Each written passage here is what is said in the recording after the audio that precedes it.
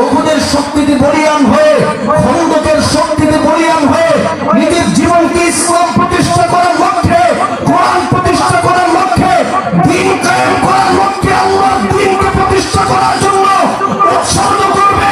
যদি জেলে যেতে হয় তাদেরও মুসলমান প্রস্তুত থাকবে, যদি ফাঁসির মঞ্চে যেতে প্রস্তুত, ফাঁসির মঞ্চে যেতে হয় তাদেরও প্রস্তুত থাকবে। ঈমানকে হেফাজতের জন্য, রক্ত দেওয়ার জন্য, ইসলামকে হেফাজতের জন্য, জিহাদকে পরিপূর্ণভাবে জীবিত করার জন্য তারা তারা প্রস্তুত রয়েছে। আমার আল্লাহকে হাত দেখায় না।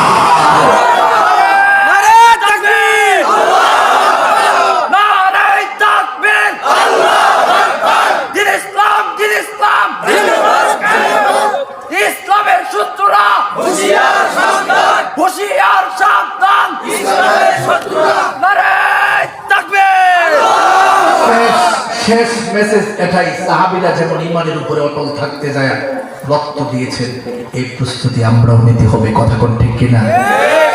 এই প্রস্তুতি না দিলে জান্নাত সহজ হবে না।